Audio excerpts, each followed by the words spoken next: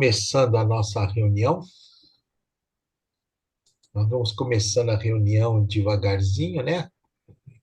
Hoje nós temos a doutora Vânia Bressani. A Vânia é uma psicóloga e ela trabalha com hipnose, psicoterapias cognitivo-comportamentais, especialista em medicina comportamental e também é especialista em sexualidade e disfunções sexuais, quer dizer, na área da sexualidade. Ela é membro da SBRASH, Sociedade Brasileira de Sexualidade, e hoje a gente convidou, por conta aquela reunião que nós tivemos da última vez, que falamos um pouquinho sobre a dificuldade na ejaculação, algumas pessoas durante o mês vão dando as dicas tal, e aí me deram a ideia de da gente fazer um bate-papo com a própria Vânia, para falar um pouquinho mais sobre o uso da hipnose nas disfunções sexuais. Então, eu convidei, até porque ela está lançando um livro, teve um capítulo no livro que a Sépicos, que é uma organização que ela dirigiu, ou dirige ainda, não sei, né, está lançando esse livro. Então, eu aproveitei para a gente juntar as duas coisas, ela aproveitar e falar um pouquinho do livro, e a gente bater um papinho hoje sobre disfunções sexuais e uso da hipnose, né? Então, eu vou, antes de mais nada, para começar a palavra para a Vânia, queria agradecer a presença dela e já vou começar perguntando, Vânia, eu quero que você fale um pouquinho da sua formação, como você chegou na hipnose e como que você, e se você realmente utiliza muito a hipnose, se utiliza pouco, se utiliza outras técnicas dos estados modificados de consciência. Fala um pouquinho sobre a sua atuação. Então, eu conheci a hipnose na minha pós-graduação em medicina comportamental com o Osmar, e depois disso me interessei por conhecer melhor, e aí fui fazer um curso que o Osmar dá sobre uma especialização em o uso da hipnose como técnica terapêutica. E nessa época, eu ainda não era terapeuta de casal e família, eu fiz essa pós-graduação posteriormente, e eu comecei a perceber que o uso da hipnose facilitava muito o tratamento das disfunções sexuais, porque na época eu já era terapeuta sexual e trabalhava muito com abordagem cognitivo, cognitivo-comportamental, e as técnicas, em sua maioria, de tratamento das disfunções são embasadas na terapia cognitivo-comportamental, e com o uso da hipnose, ou a gente acelerava, eu percebi que a gente acelerava esses resultados, ou facilitava, muitas vezes, o acesso à abordagem das causas, das disfunções. Quando a gente trabalhava, por exemplo, crenças limitantes num estado alterado de consciência, a gente conseguia um resultado muito mais rápido, mais, como vou dizer, um acesso muito mais fácil. Uma das causas mais comuns das disfunções sexuais são traumas vivenciados no passado, que deixaram marcas, né, que aparecem no comportamento, na prática sexual, como comportamentos limitantes dessa prática. Então, o acesso a esses traumas, ou a essas crenças, ou até distorções cognitivas, eram muito mais facilmente tratados através da hipnose. Então, foi assim que eu conheci, foi assim que eu comecei a introduzir nos meus trabalhos, nas minhas terapias, e depois, trabalhando com casal e família, né, continuei o uso da técnica, e hoje eu percebo que mesmo o atendimento online pode ser beneficiado com a hipnose. Que bom, que bom.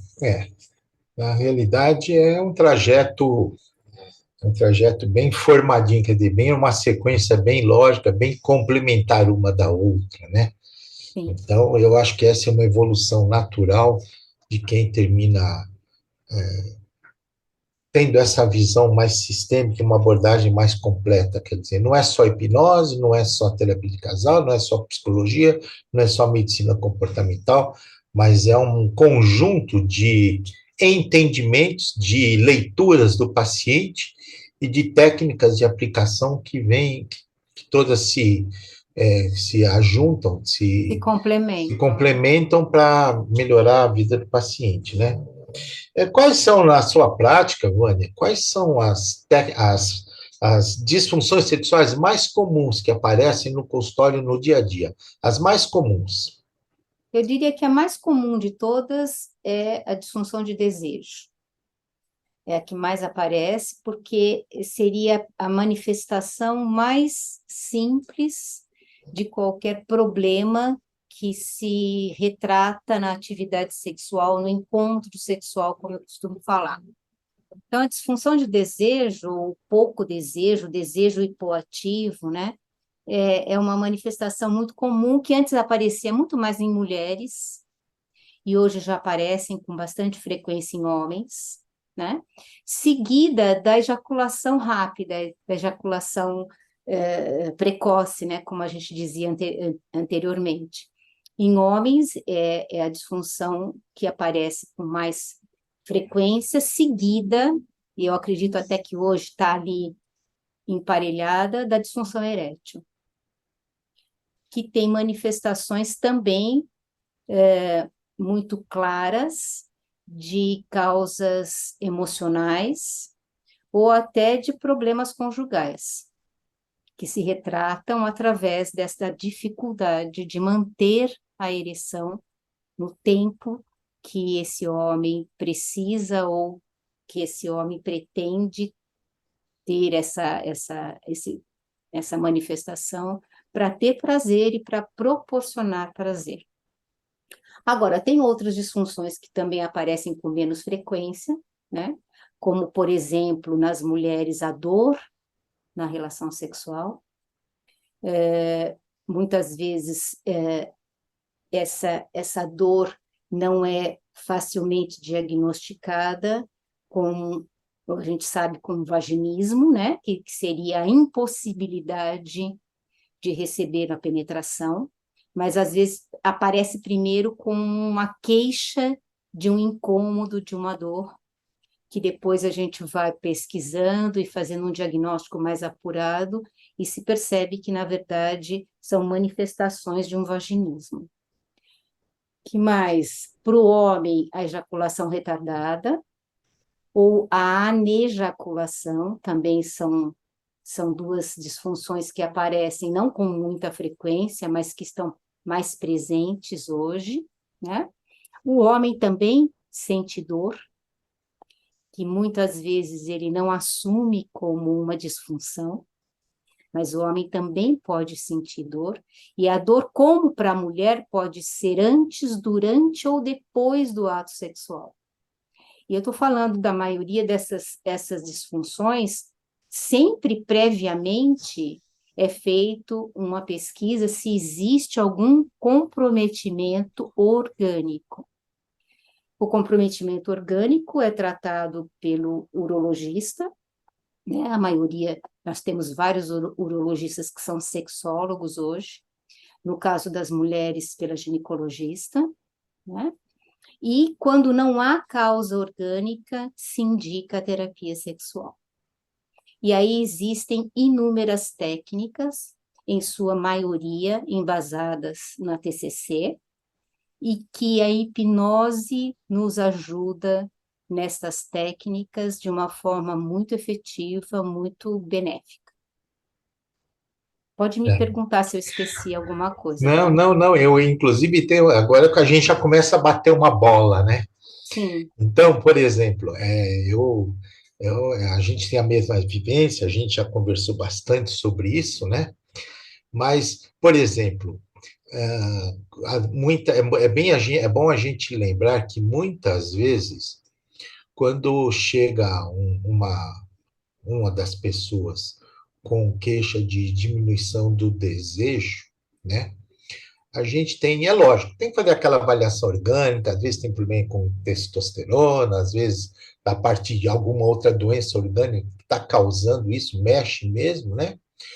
As situações de estresse crônico também mexem muito com isso, até porque nós não podemos esquecer que toda esta função sexual ela está muito relacionada com a modulação do sistema simpático parasimpático, né?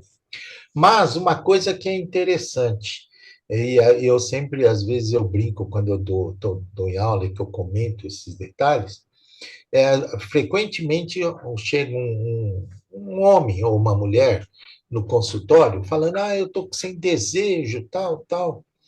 E é muito gozar, porque muitas vezes elas dão a dica assim, inconsciente, né? Assim, doutor, eu não estou tendo mais vontade de ter relação com meu marido.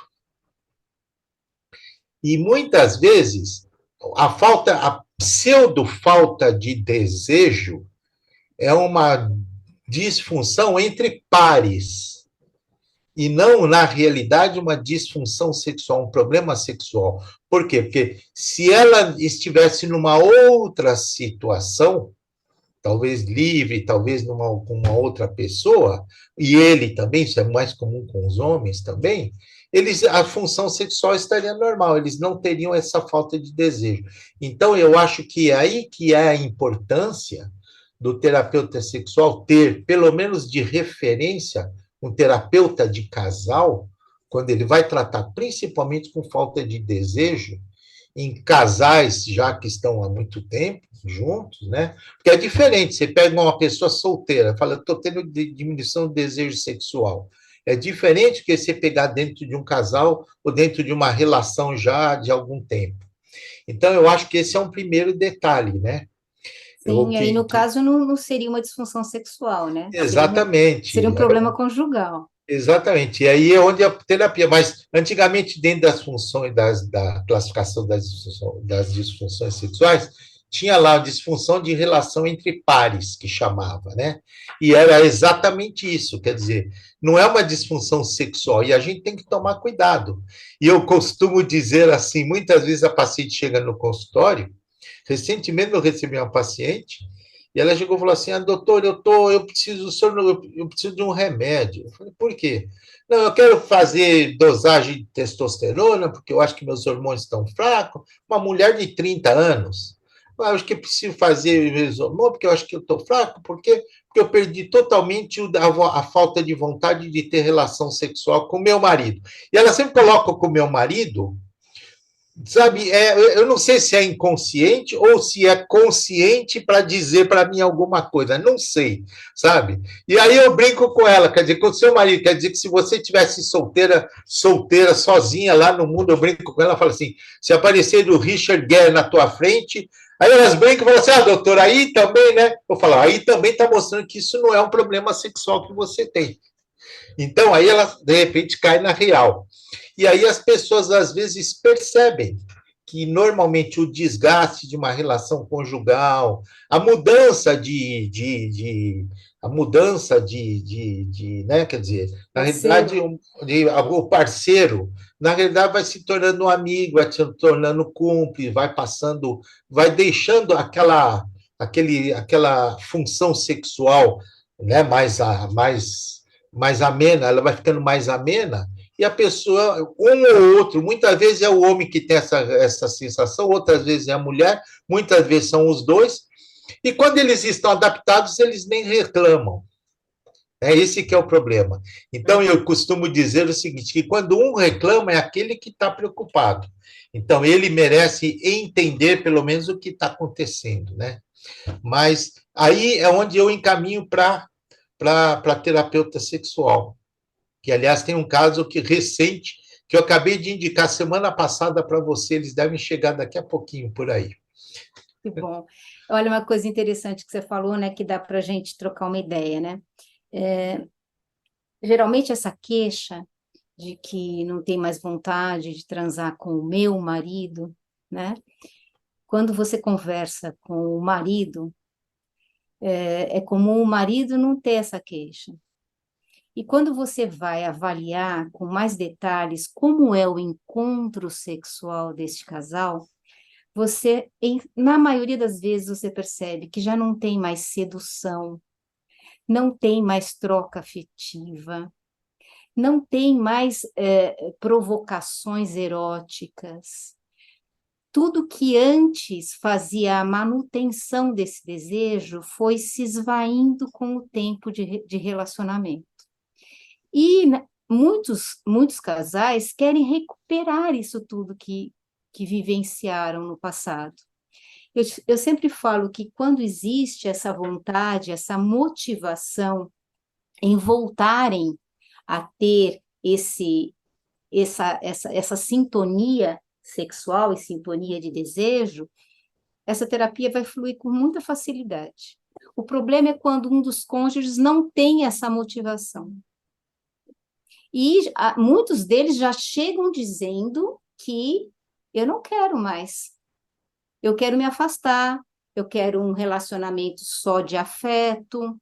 Eu tenho convivido com bastante casais maduros, coisa que antes era muito raro, casais maduros trazerem para a terapia de casal uma queixa sexual.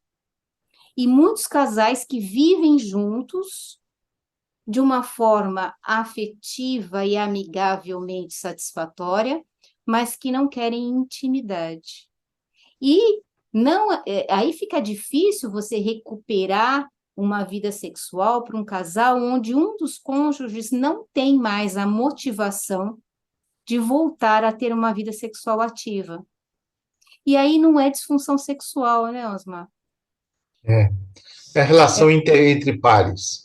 É a relação conjugal que se Exatamente. desenhou de uma outra maneira, onde a intimidade ficou relegada lá, ficou lá atrás, e não é mais a forma de se relacionar, não existe mais essa necessidade da intimidade com um relacionamento mais íntimo, mais de cumplicidade, porque a intimidade traz muita cumplicidade conjugal, É, né? O casal que troca olhares e esse olhar já diz muita coisa, é porque ainda tem cumplicidade conjugal. E se tem cumplicidade, geralmente tem erotismo. E a prática do erotismo, muitas vezes, é atrapalhada, vamos dizer assim, pela rotina que o casal vive. A presença dos filhos, dificuldades no trabalho, dificuldades financeiras, um foco onde já não existe um objetivo comum deste casal, um objetivo para a vida, não existem objetivos comuns. Cada um foi tomando um rumo diferente, e aí trazem para a terapia o problema sexual como a única causa do desentendimento conjugal. Eu acho que é isso que você está se referindo, né? exatamente, exatamente. Então, se acomodam, os dois se acomodam e passa a ter uma relação, uma cumplicidade fraternal, Sim, não conjugal, e terminam se adaptando a isso, e muitas vezes, para você, como muitas vezes os dois estão assim, eles não reclamam. É o que eu te falei, quando um reclama, aí sim vale a pena, mas quando eles não reclamam, porque às vezes a gente pergunta, faz parte da minha consulta ginecológica, perguntar como é que está a atividade sexual. Ah, doutor, tá bem, o senhor sabe como é, nessa idade, depois de um tempo, tá, mas a gente se dá bem, tá tudo bem, a gente não sente falta. Bom, quando eu falo assim, não adianta você querer forçar a barra, sim. mas quando alguém chega reclamando, aí sim vale a pena a gente mexer, né? E às E o vezes um ruim é dos quando tem uma cônjuges. aversão, né? Aí o ruim é quando tem uma aversão de um deles, né? Então, quando aconteceu alguma coisa dentro da relação, e que aí essa coisa virou um trauma ou virou uma rejeição, aí é diferente. Aí a gente tem que tentar lidar com isso, né? Sim, É terapia do casal também, de novo, com certeza. E né? isso quando às vezes um dos cônjuges procura uma vida sexual fora do casamento, né? Exatamente. É. Agora, hoje em dia está tendo uma prática mais comum, mais frequente, e que eu já peguei no consultório, e situações assim onde está sendo muito comum os casais fazendo aquela proposta de inserir mais uma pessoa na relação, quando se trata da atividade sexual. Ou abrir a E relação, né? abrir, eles chamam abrir a relação, ou muitas vezes eles não abrem a relação. Né? Eu tenho um amigo que ele não abre a relação. O acordo que ele tem com ela é uma pessoa conhecida que entra na relação, mas é só aquela e acabou. Você entendeu? Aí São o forma um tal dos. trisal. Exatamente, é o tal do trisal, né? E é muito gozado, porque eu tenho conhecimento de situações, inclusive eu lidei com uma paciente que ela entrou numa depressão, ficou mal pra caramba, porque ela aceitou essa relação do trisal, e depois de um tempo o marido terminou ficando mais com a outra, eles iam sair, ela dizia assim, eu não estou com vontade, sai você, e ela deixava, porque era uma coisa permitida, e depois de um tempo o marido saiu dela e foi morar com a outra. E ela entrou numa crise danada. Então, quer dizer, está começando a ver essas novas consequências desta nova forma de relacionamento que está se abrindo hoje em dia e que eu acho que vai dar bastante trabalho para vocês, psicoterapeutas sexuais, principalmente, né? De qualquer maneira, essa é um tema interessante para ser discutido, né? E a gente conversar um pouquinho. Uma outra coisa que eu gostaria de falar é que às vezes é comum, principalmente em mulheres, né? Como eu sou ginecologista, eu recebo muito disso. Mulheres que elas tinham uma atividade sexual normal, sem problema, tal, e depois de uns tempos, elas passaram a ter dor à relação sexual. E quando a gente vai investigar, ela não está tendo um vaginismo, ela não tem uma contração involuntária, disfuncional na penetração, não é isso. Ela tem uma dor profunda mesmo. E aí é quando a gente tem que fazer, tem que trabalhar muito com o que eu chamo a psicoeducação, não é verdade? Dentro dessa psicoeducação, eu sempre brinco, né, com as pacientes e falo assim: quanto que você acha que mede uma vagina? Então, elas pensam, 10, 15, 20 centímetros, vem, você vê os mais variados números, né? E eu brinco com elas e falo assim: olha, guarde a regra do 7. A vagina tem 7 centímetros. O útero tem 7 centímetros. A trompa tem 7 centímetros. O ovário tem metade, 3,5 centímetros. O pênis flácido tem 7 centímetros. O pênis ereto tem 12 a 14 centímetros, em média. Então, eu brinco para elas guardarem, mas o que eu quero fazer com isso? Estou incutindo nela o conceito de que a vagina tem 7 centímetros.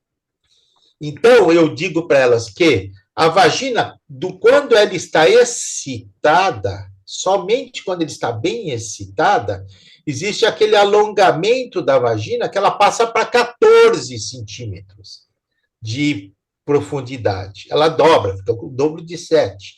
Então, o que acontece? Se a mulher vai ter uma atividade sexual sem ela estar adequadamente preparada, o que acontece? Esse útero, essa vagina não está alongada e ela termina tendo muitas vezes dor, uma dor na relação sexual.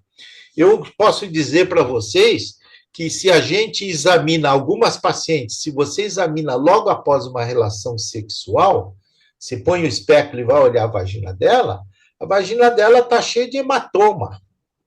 Mas é normal, a vagina está preparada para isso, até aí tudo bem. Você entendeu? Né? Durante o ato sexual, tudo bem. O grande problema é, primeiro, se essa mulher não se preparou adequadamente. Então, ela termina tendo trauma no útero, tá certo? E principalmente dependendo de posição de penetração, dependendo vamos dizer, da voluptuosidade do ato, né? Da agressividade do ato, vamos dizer assim, isso termina lesando e machucando, principalmente em mulheres que tiveram cesárea. E principalmente naquelas mulheres que tiveram uma cesárea fora de trabalho de parto, sem entrar em trabalho de parto, onde o alongamento da vagina muitas vezes é prejudicado e que existe uma... As aderências fazem com que diminua a mobilidade uterina. Então, é muito importante. E, às vezes, isso não tem tratamento. Você não acha... Pessoal, mas eu vou fazer um exame ginecológico. Não adianta você fazer um exame ginecológico, ultrassom tal, que dificilmente se acha essa causa. Você está entendendo? Ela é funcional, mas ela é funcional por conta do quê? Por conta do desejo, por conta da fisiologia sexual que está alterada pela falta de excitação adequada daquela mulher. Então, é interessante a gente, às vezes, fazer essa psicoeducação, porque quantas e quantas mulheres vinham com dor na relação e elas saíam e chegavam e falavam, ah, doutor, e para mim... E, às vezes, ela até se excita bastante e, às vezes, tem dor, principalmente quem tem cesárea anterior, ou cirurgias uterinas, tá? Prévias. Essas mulheres. E aí eu brinco com elas, eu falo, olha... Nessas situações, não adianta você ficar preocupada, porque não existe uma correlação assim de gravidade maior. Você tem aí uma aderência, isso aí deixa o teu útero menos móvel, a tua vagina pode se alongar um pouco menos. E aí eu brinco com ela, fala, faz o seguinte, quando chega no dia seguinte, pega aquela dorzinha, põe a mão na tua barriga e fala, aí, hein? Ainda bem que ontem foi uma bela noite, aproveitamos bastante essa noite passada. E ponto, muda o significado daquela dor como um prêmio que você teve pela noite que você teve anterior. Isso se ela teve prazer, logicamente, né? Mas é interessante a gente discutir esses aspectos psicoeducativos com essas pacientes. Eu acho que a psicoeducação é fundamental nesses casos, viu?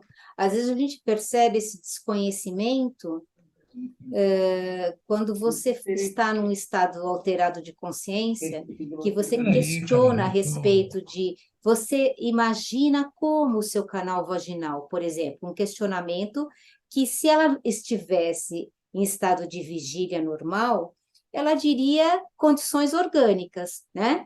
Ah, um Lógico. canal que tem músculo, que se dilata, que se contrai.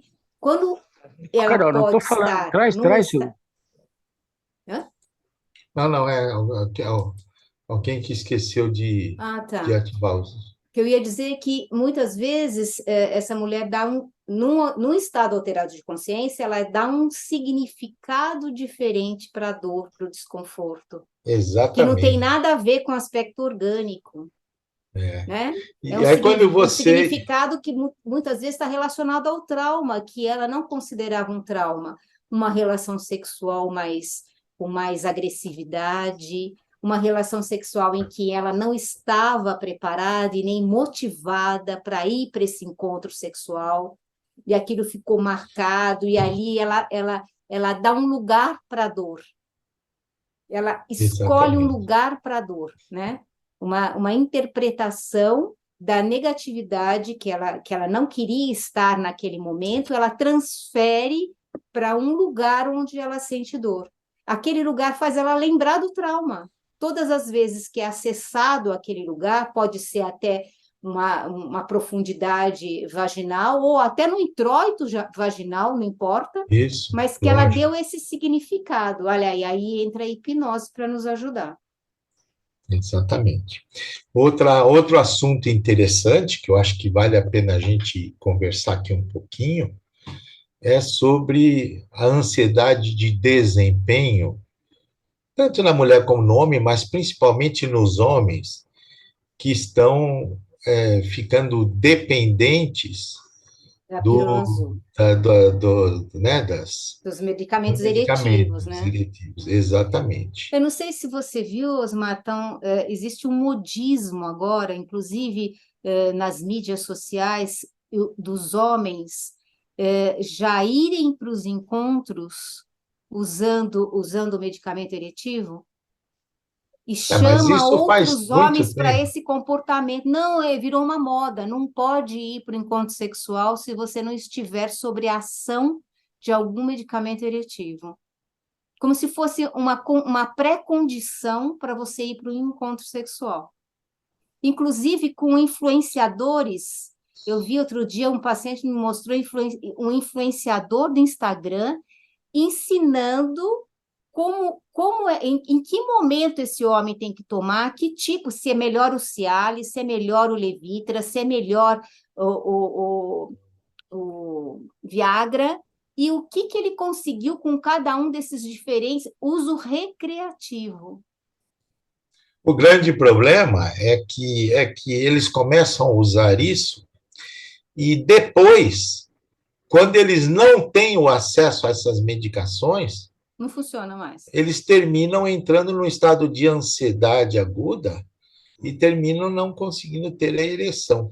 Sim. Né? O mesmo acontece com os dependentes do vídeo pornô, que só conseguem ereção se eles tiverem esse estímulo visual antes do encontro sexual ou até durante. Eu tenho recebido muitas queixas dessas. Estão tão dependentes do uso, do estímulo do vídeo, que não conseguem mais um desempenho satisfatório com uma parceria que não seja precedida por assistir alguns momentos do vídeo. E o pior também é que está tendo hoje está sendo muito comum o sexo solitário, não é verdade? Através de vídeos, né? E o que está acontecendo? E muitas vezes até por online mesmo, por práticas online, mas não físicas, presenciais. Sexo virtual, né? Isso é o sexo virtual, mas a gente chama de sexo solitário também, de certa forma, porque solitário no sentido de falta do corpo a corpo, né? Uhum. Então, o que acontece? Quando muda a situação, bate a insegurança. Entendeu? Claro. Bom, tudo isso tem sido. Então, a gente percebe o seguinte: eu gosto sempre de lembrar do Daniel Araoz.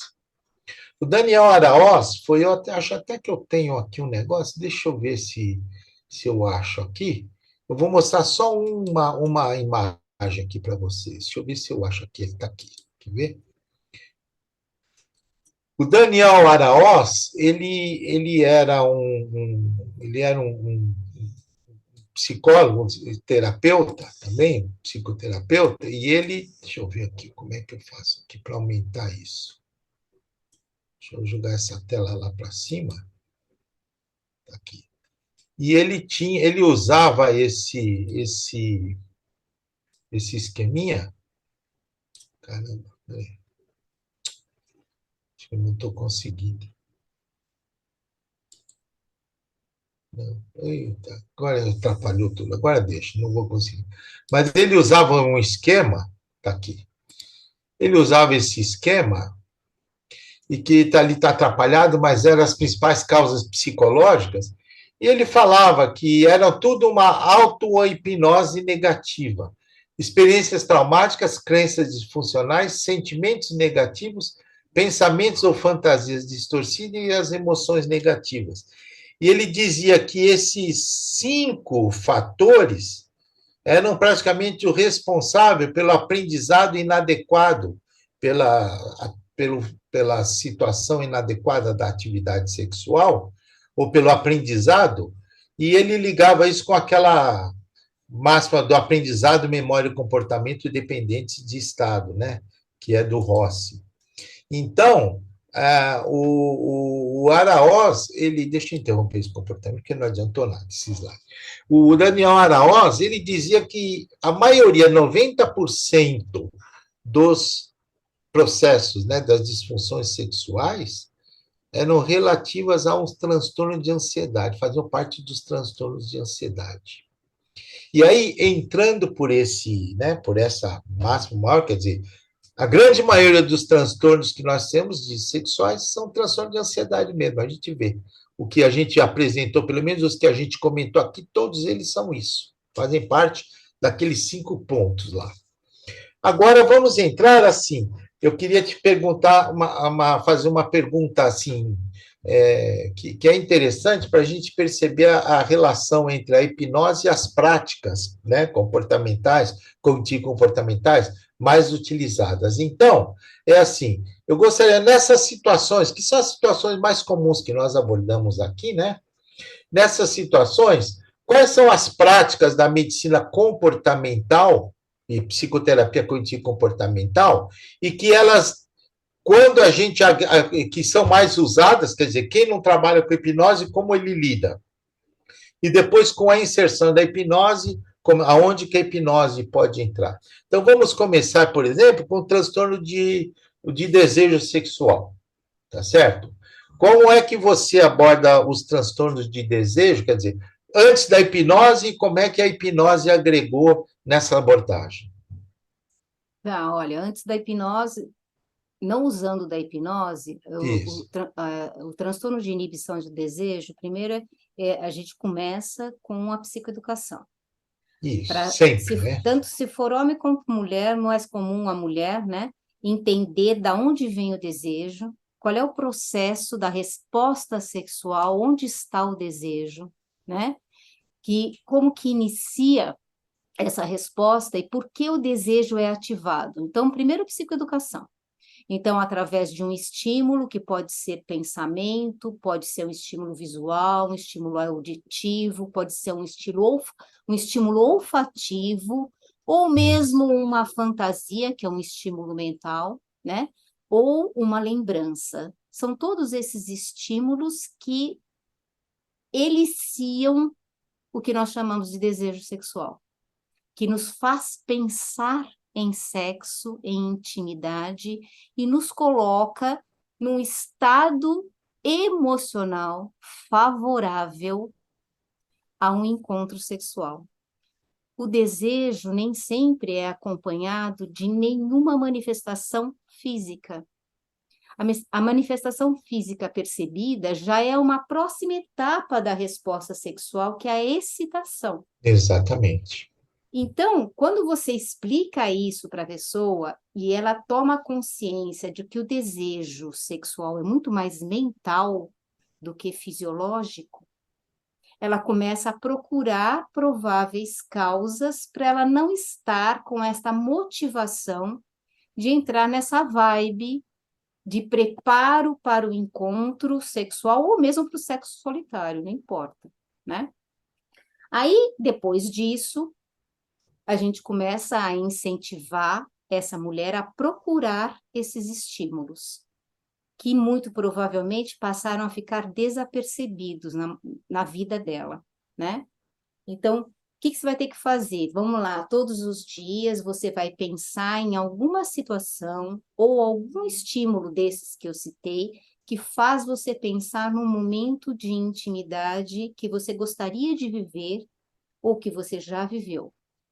Pronto, eu estou fazendo essa mulher entrar num estado de mental, Disposição mental, né? Uma disposição mental que chama, né? isso, de uma abertura Isso. motivacional para pensar em intimidade, em erotismo, em se erotizar.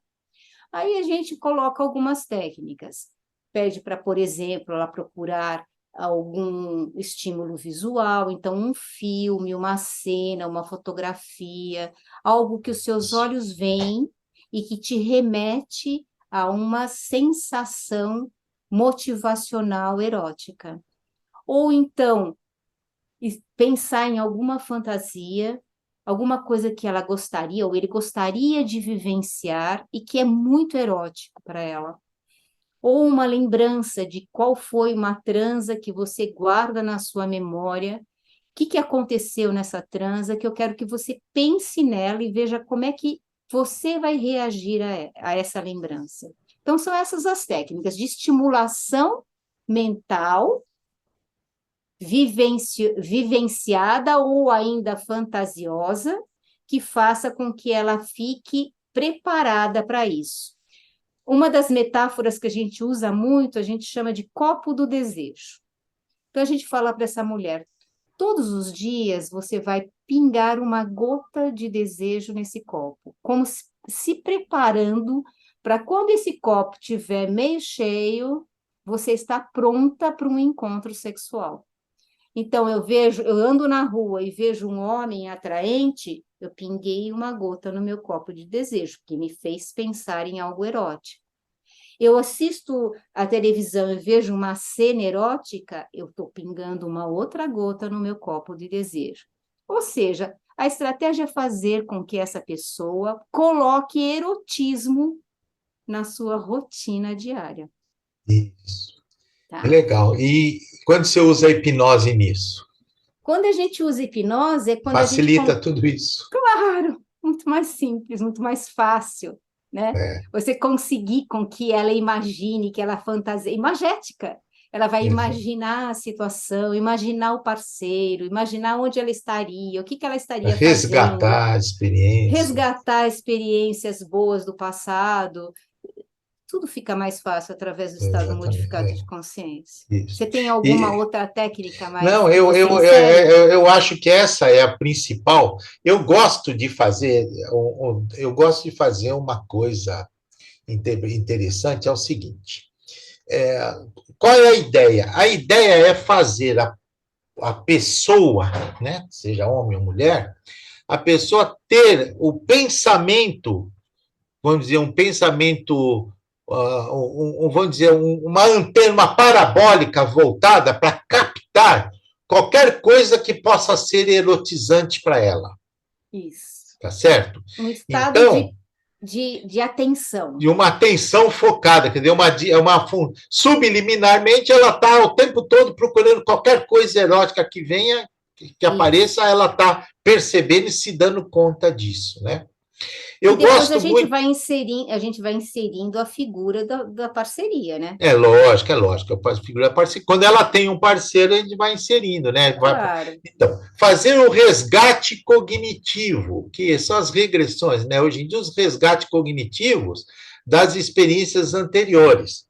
Eu lembro que quando eu fiz o curso de psicologia positiva, que eu fiz aquele curso da PTV, uma das técnicas que eu aprendi, que eu até hoje eu uso muito, é a via jubilosa, que é o resgate cognitivo ao longo do tempo das experiências. E aqui a gente não quer experiência ruim, só quer experiências boas. Sim. Então a gente geralmente eu faço uma regressãozinha leve e tal, para ele buscar, e também pode ser feito com PNL, com a linha do tempo, tá? É mais ou menos a mesma coisa, né?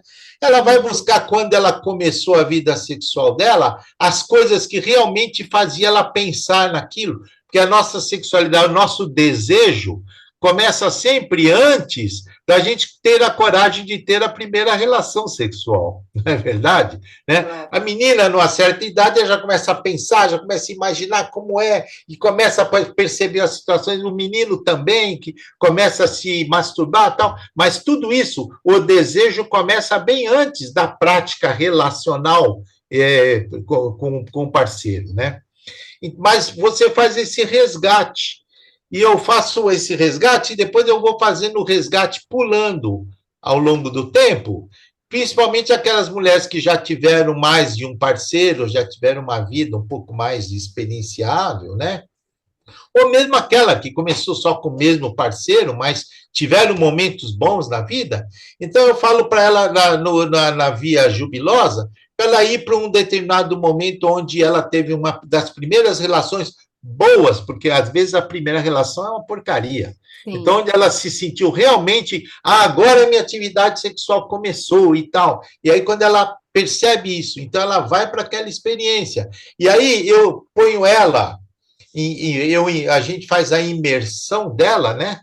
Na experiência, por todos os canais de comunicação, como você falou, tá certo? Na imaginação, e eu falo sempre para ela guardar uma palavra, um símbolo, guardar um símbolo daquilo que aconteceu, né? Então, eu sempre, quando eu faço o resgate cognitivo com psicologia positiva, eu falo, traz uma palavra daquilo, qualquer palavra, pode ser um nome, pode ser um símbolo, pode ser uma imagem que você guarda, mas você põe uma palavrinha para lembrar disso, e tudo bem.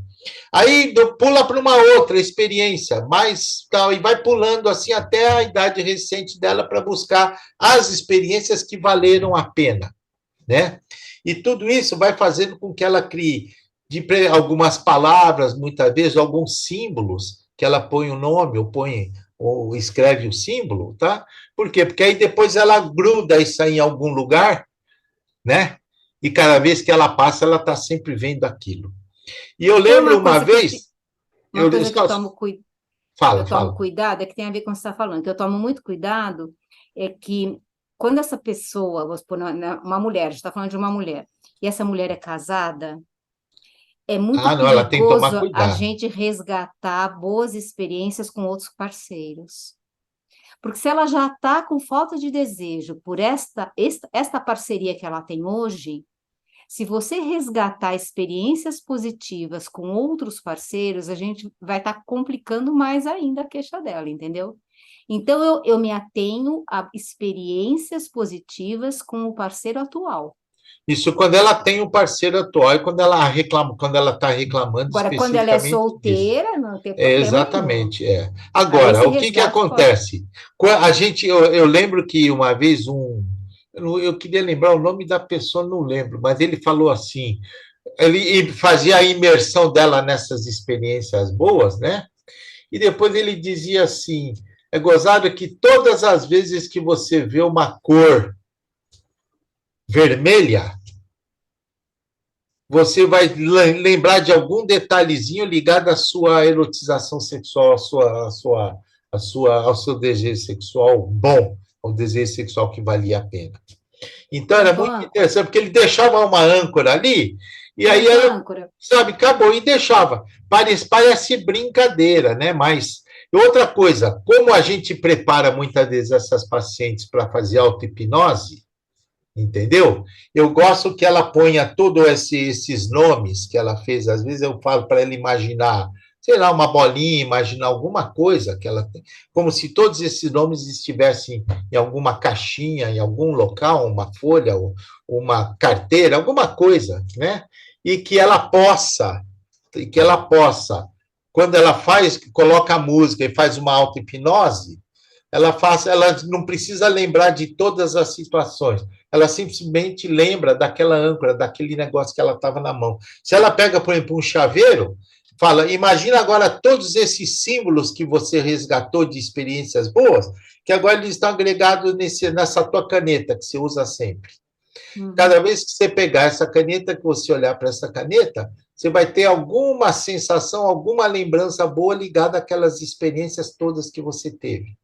Então, muitas vezes você faz essas ancoragens que aparentemente são perdidas, as pessoas às vezes não dá, isso aí não funciona, tal. Mas olha, eu já tive paciente que chegou e falou assim, doutor, é muito gozado, eu não consigo mais me afastar da minha caneta. Eu gosto muito de fazer isso com caneta, né?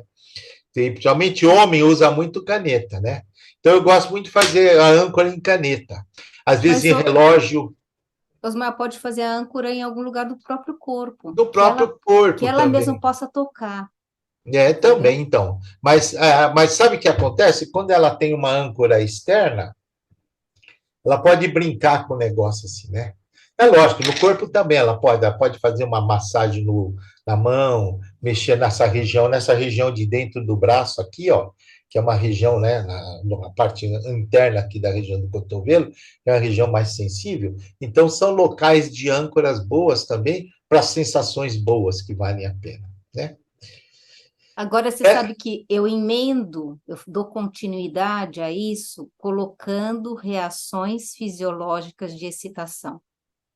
Então, quando essa pessoa está nesse estado de recordação de momentos eróticos, eu peço para que ela comece a focar o que está acontecendo com o corpo. Para onde ela leva essa sensação no corpo? Geralmente ela começa a citar as zonas erógenas do corpo. Se é certo, no é isso. seio, se é no pescoço. Pronto, eu já entrei na outra fase da resposta sexual, que é a excitação, que muitas É, vezes está comprometida pela falta de desejo. Apesar de que a gente sabe que tem aí, a gente tem que levar em consideração que tem a reação do desejo, do desejo provocado, né? Do desejo que é provocado pelo toque físico. Então, se nesse momento que ela colocou alguma âncora no próprio corpo, e esse lugar onde ela colocou a âncora do desejo e da excitação for tocado, ela também favorece que ela já entre num estado de excitação que vai ter continuidade depois no encontro sexual. é. Na realidade, eu separo as duas coisas, tá? Não sei se está certo ou não, mas cada um tem a sua. Sabe por que que eu separo?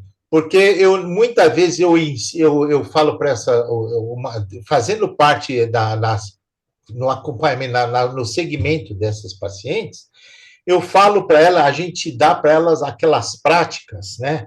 Que vem lá da Master Johnson, lá, tal, desde eles, que é daquela prática, e aí é lição de casa. Ela tem o momento erótico dela do dia dela. Então, quando ela toma banho, ela aprender a fazer assim, tocar. E eu brinco com elas, eu falo assim: você pega um creme hidratante, porque eu brinco, falo assim, a nossa pele tem terminações nervosas, ela é uma pele seca, a parte externa da nossa pele é a epidérmia seca, né? Então, o que que acontece? E tem terminações nervosas.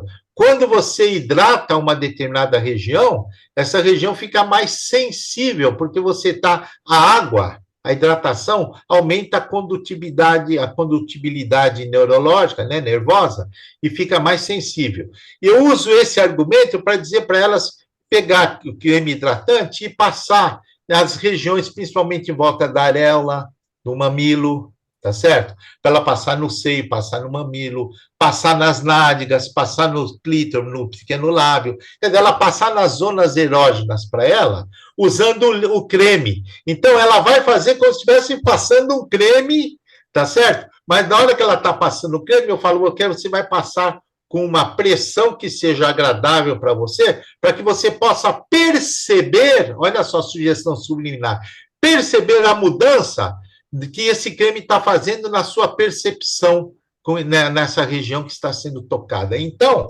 você está como se estivesse dando um remédio que está fazendo para ela melhorar, tá?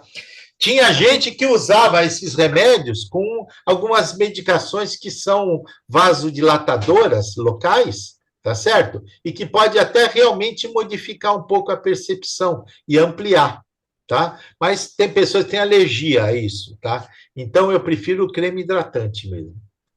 Então, olha que interessante, né? Essa é uma técnica que a gente usa para transtorno da excitação, Isso, para melhorar a que chama excitação. banho erotizante, né? Exatamente. E da Master Jones começou lá, né? E nesse banho erotizante, você também pode fazer sugestões de auto-hipnose, porque é um banho em que ela vai despertar os sentidos, né? E fazer com que o corpo se conecte às sensações eróticas. Então, a gente pede para preparar o banheiro, tem que ter um som ambiente, já uma música que pode estar relacionada com o estado hipnótico. Tem que ter um perfume no ar que seja algo que para ela signifique erótico, né? Ela vai escolher um perfume para pôr no ar, pode ser um incenso, pode ser uma velinha que tem perfume. Aí ela vai escolher qual é que é o emoliente que ela vai usar nesse banho, que pode ser um óleo de massagem, pode ser um sabonete líquido perfumado, pode ser, ela vai escolher também.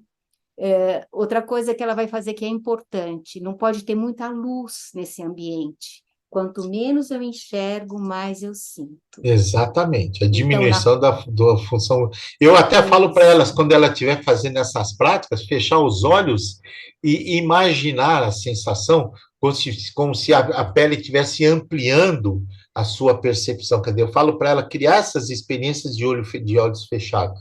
E outra coisa que você me falou agora também, que é interessante, né?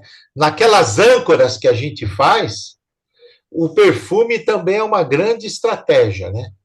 Que ela passa aquele perfume, e quando ela sente o perfume nela, é como se ela percebesse, porque a gente não pode esquecer que o nosso olfato, cujo estímulo vai direto para o cérebro, ele não cruza nada, ele vai direto, tá certo?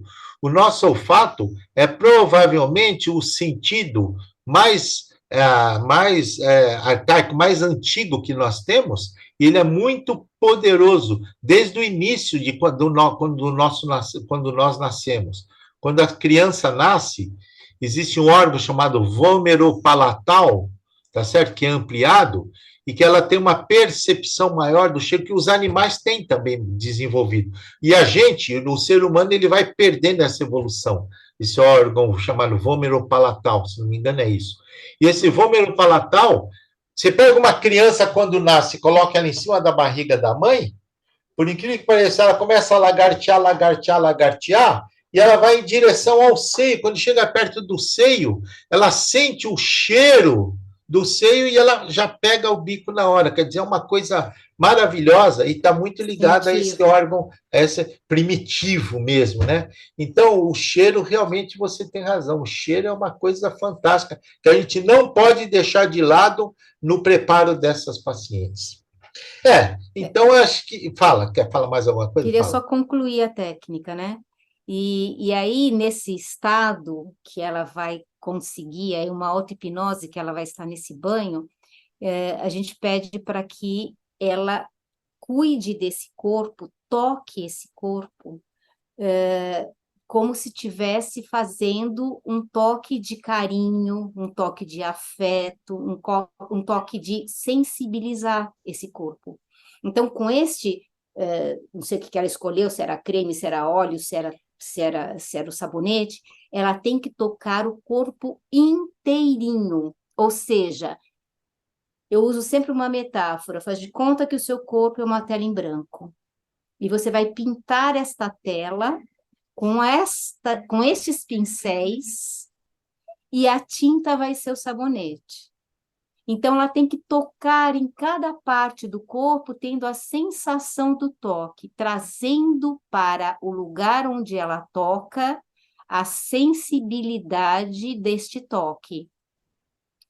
Faz isso no corpo inteirinho e só depois que ela tocou o corpo todo, que ela se pintou, ela vai para embaixo d'água. Vai para baixo da água e na água, de novo, o sentido da limpeza do corpo e da mente através da água que leva embora essa tinta, deixando o corpo leve, o corpo com uma sensação de bem-estar, com uma sensação de leveza, de relaxamento total. E aí eu peço para que essa pessoa vá para a cama, se enxugue com delicadeza, vá para a cama e memorize as sensações dessa experiência. Lógico que depois, futuramente, se ela tem um parceiro ou uma parceria, ela vai tomar esse banho com essa parceria. Ela vai dar esse banho no parceiro e o parceiro vai dar esse banho nela, ou vice-versa, não importa quem é a parceria. Legal, legal. Mas em todo esse processo, a consciência está na auto-hipnose. Ela está inserida nessas sensações e muitas vezes relembrando a experiência que a gente fez no consultório de imersão na busca dos estímulos eróticos. Só que daí a gente faz uma conexão dos estímulos mentais eróticos com as sensações corporais que foram provocadas por essa experiência.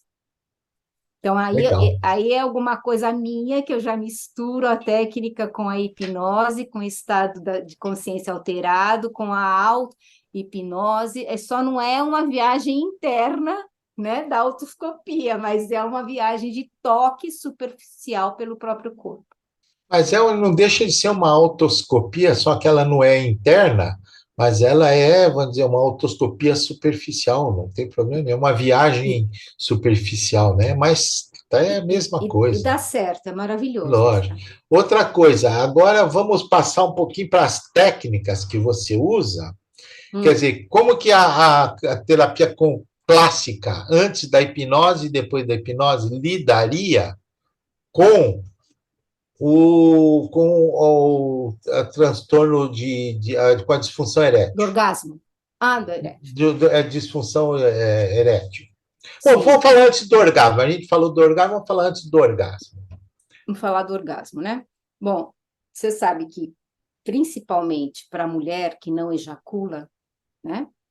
O orgasmo é uma sensação, primeiramente, de entrega, é uma sensação de explosão de uma emoção que toma para a mulher a configuração de algo muito mais abstrato do que para o homem. Porque se a gente for pensar na parte fisiológica do orgasmo, contrações involuntárias da região genital, vagina, né? exatamente. Ok, isso é o fisiológico, mas principalmente para a mulher, esta sensação física é sempre acompanhada de muita fantasia. Você sabe que uns anos atrás nós fizemos uma experiência em questionar mulheres, perguntando a elas que a gente queria que elas definissem o orgasmo. O que é o orgasmo para você? Olha, acho que a gente entrevistou umas 50 mulheres, e destas 50 mulheres, nenhuma delas falou sobre contrações involuntárias dos músculos. Ninguém. Não A percebe. definição do orgasmo era sempre algo abstrato. Ah, é como se eu estivesse mergulhando nas nuvens. Ah, porque a sirene, eu escuto uma sirene que passa. Ah, porque o meu corpo se joga. Eram todas definições muito mais emocionais, Subjetivas, né? Isso, muito mais emoção. totalmente subjetivas. Então, na Exatamente. psicoeducação, é muito importante explicar para as mulheres, que é a fase preliminar, a técnica, né? O que é o orgasmo, o que o orgasmo é único, que cada mulher sente de um jeito diferente, cada mulher dá um significado diferente a esta sensação, e quanto mais a mulher potencializa esta sensação, mais prazerosa é essa experiência. Depois disso, eu não estou falando nada da hipnose, tá?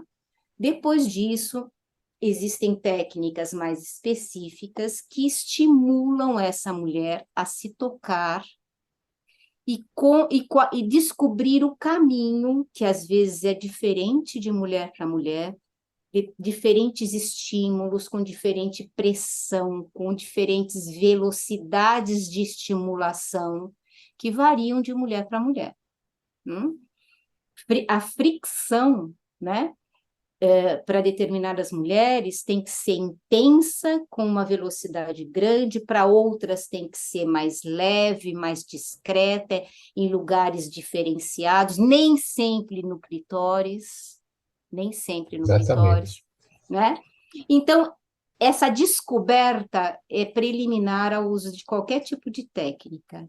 O que é para você o orgasmo?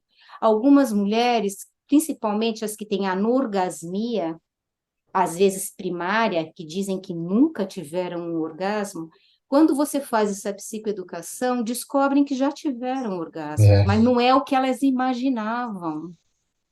A Então, fantasia dela era uma coisa muito acima do que aconteceu, né? exato. E daí, quando você descreve isso tudo, e ela acompanha e discute, fala, mas isso é orgasmo, né? Com uma decepção daquela sensação que ela imaginava que fosse uma grande explosão e que ela nunca sentiu essa grande explosão.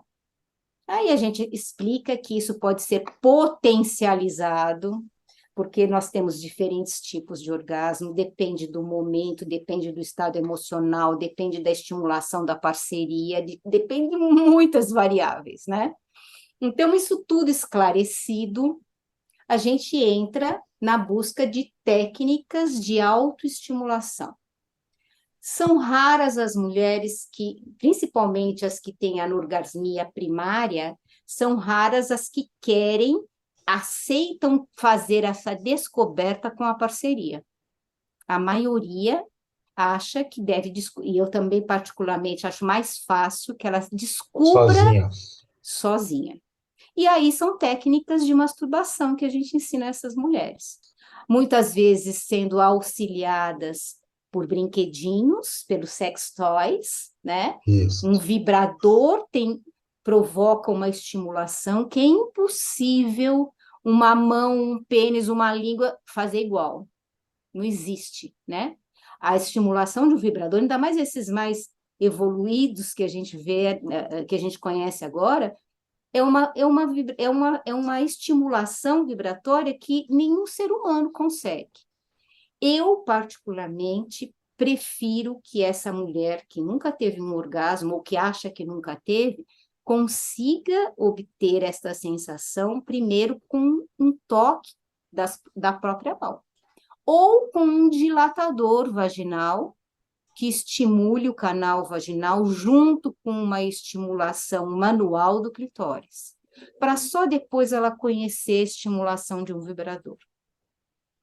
Existem mulheres que só conseguem chegar ao orgasmo com o uso de um vibrador. Aí você vai me perguntar por quê? Porque é mais fácil? Lógico que é mais fácil. A estimulação física do vibrador promove um nível de excitação mais rápido, mais intenso e facilita. Mas não é sempre que ela vai poder se estimular com o vibrador. Ela precisa também conhecer outras formas de chegar ao clímax sem o uso do brinquedinho, do auxiliar. Então, esse é o caminho sem usar a hipnose. Inserir a hipnose em todos esses conceitos e inserir a possibilidade dessa mulher perceber que ela pode se entregar a esta sensação, no estado hipnótico é muito mais fácil. Porque o que impede, na maioria das vezes, uma mulher de conseguir chegar ao orgasmo? Crenças limitantes, traumas anteriores, preceitos religiosos, morais, porque no momento de entrega ao prazer, a mulher está totalmente entregue. E isso também significa vulnerabilidade. Eu já ouvi de pacientes dizerem, mas eu não vou permitir que isso aconteça. Por que você não vai permitir que isso aconteça? Porque eu vou perder controle. A maioria das mulheres anorgásmicas são controladoras.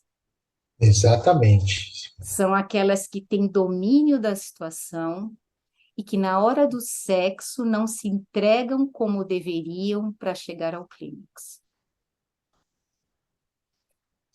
E muitas delas, muitas vezes, com relação a o que ela se doa para o outro parceiro, é até mais intenso, porque ela deixa de se preocupar com ela e foca no outro parceiro, tá certo? Como uma maneira, inclusive, de se empoderar ainda mais. E não é controle isso? Exatamente, né? E é muito interessante, porque quando a gente trabalha com hipnose, é aí que às vezes a gente tem que entrar com aquelas técnicas, né, de sugestão, né, que a gente chama aquelas sugestões da confusão, né? Então, quando a gente percebe que a pessoa, quando ela mesmo se define, eu sou muito controlador, eu sou muito mandona, e não sei o quê, eu falo, você faz muito bem. E é interessante como você consegue mandar tudo e você não consegue mandar em você também, né? Você não consegue mandar em você. E ela, como não consegue mandar em você?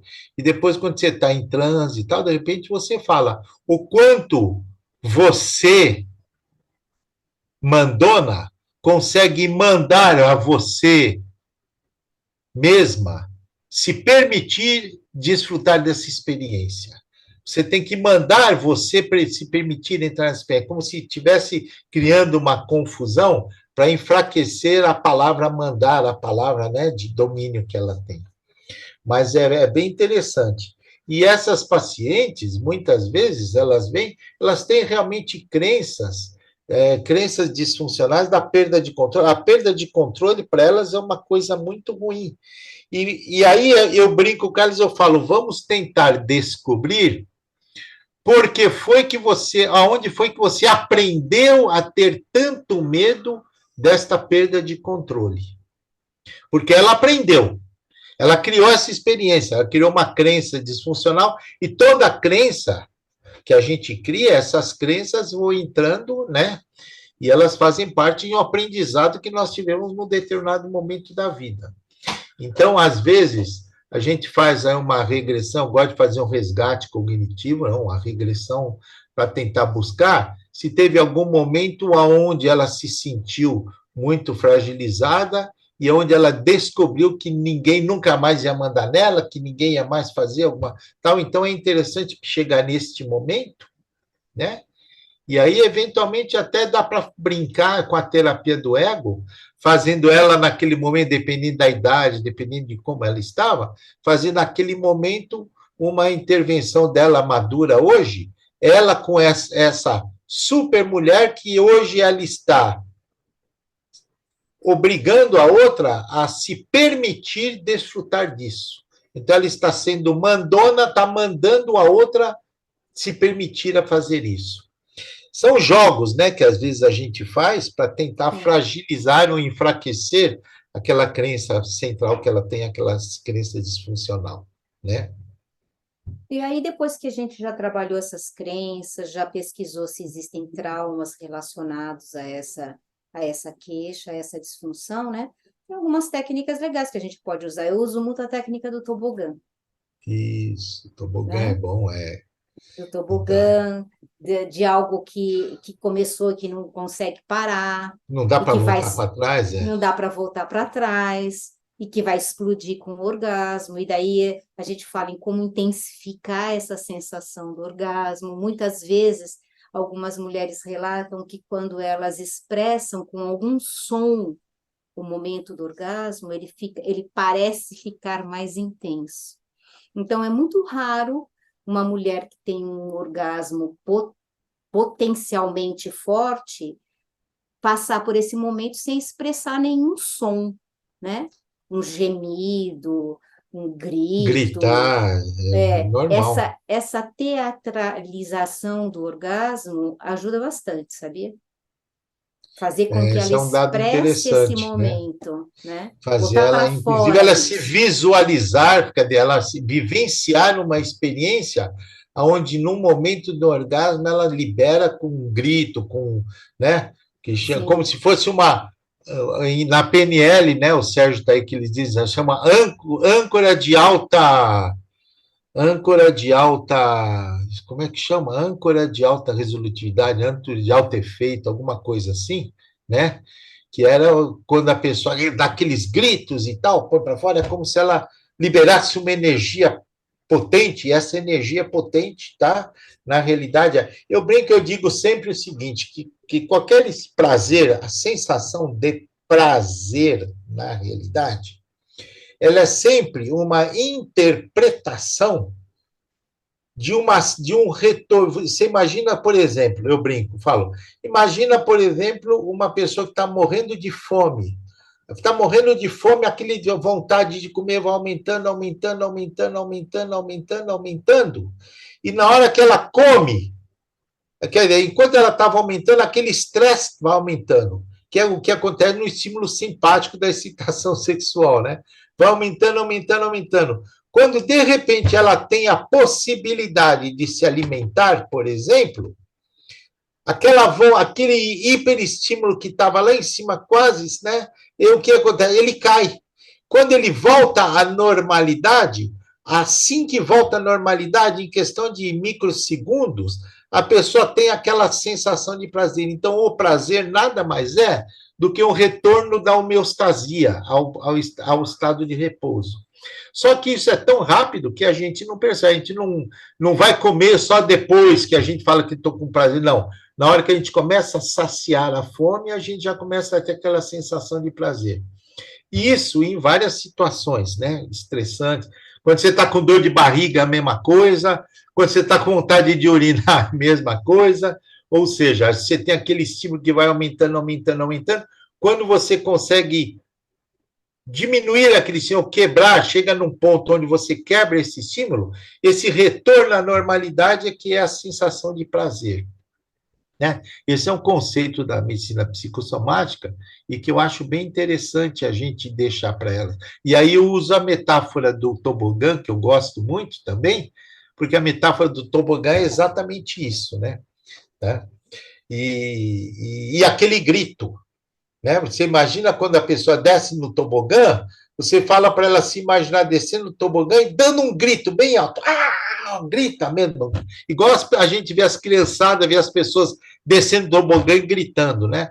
Aquele grito se transforma depois para ela uma liberação de energia que é, de alguma forma, uma âncora de alto desempenho, né?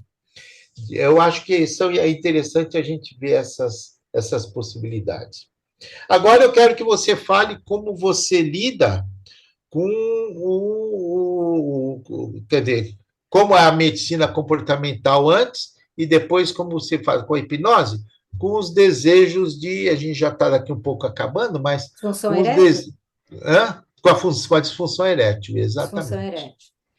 Então, a disfunção erétil, que é uma das queixas muito comuns agora, né? Principalmente depois que passamos pelo período da pandemia, acho que apareceu muito mais queixa de disfunção erétil, porque parece que os homens, em particular, ficaram muito mais ansiosos em relação aos seus desempenhos, né? Ansiedade de desempenho.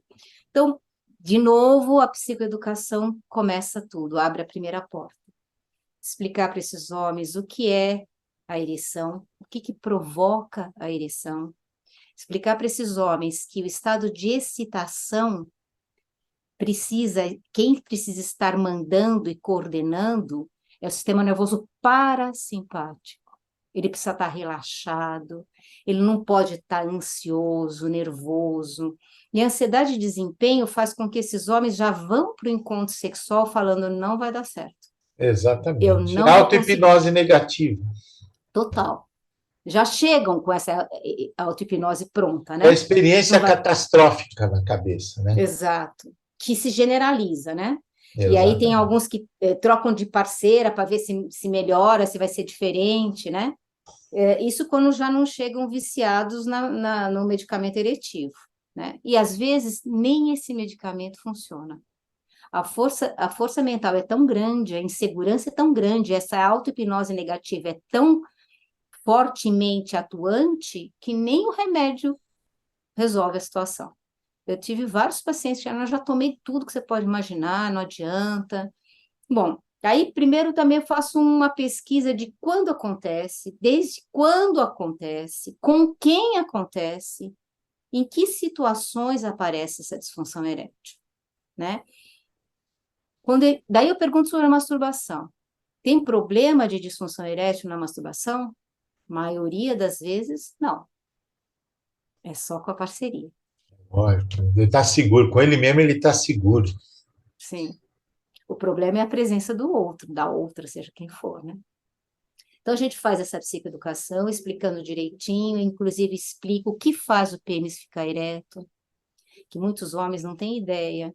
É, Explica que quem manda sangue para o pênis é o cérebro, né? E se o seu cérebro está pensando que seu pênis não vai ficar ereto, ele não vai dar o comando para que o fluxo sanguíneo vá com pressão para o pênis, que ele fique ereto. E exploro bastante isso. Deixo ele falar das experiências, porque é importante que eles falem das experiências que sofreram e como se sentiram.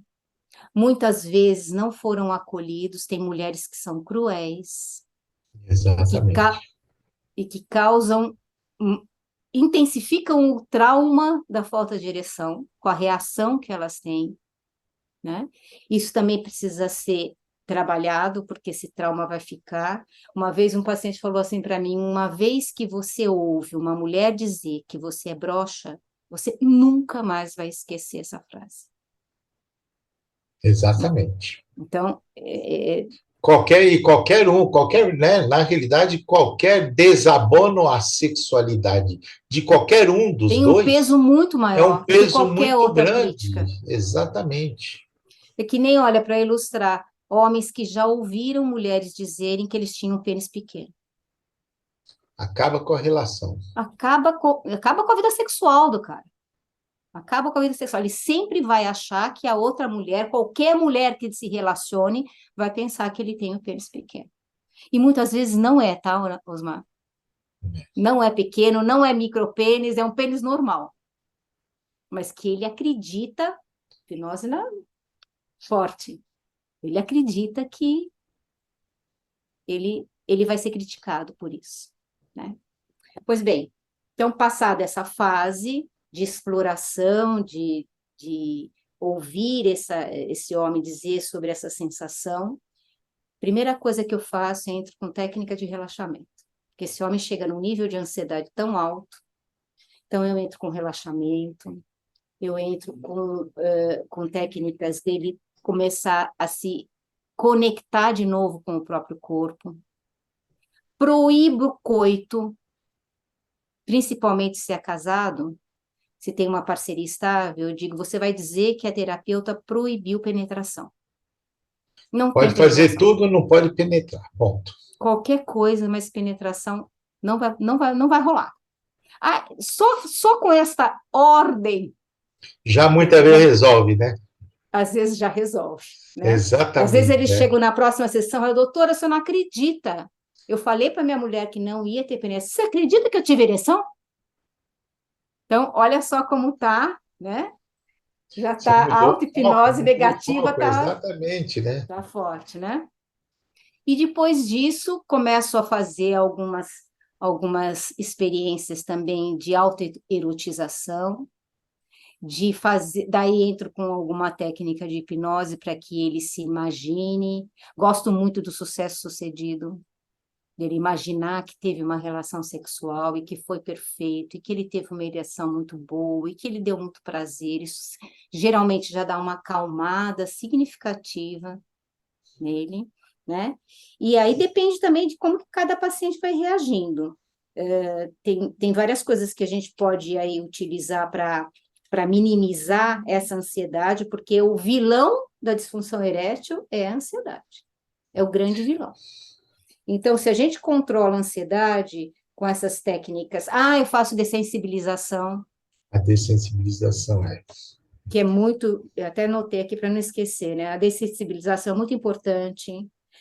A ressignificação com a terapia do ego é importante também, né? Ele falar com ele mesmo enquanto ele não tinha esse problema, ele dialogar, ele dar a si próprio o poder de ter controle sobre sua ereção.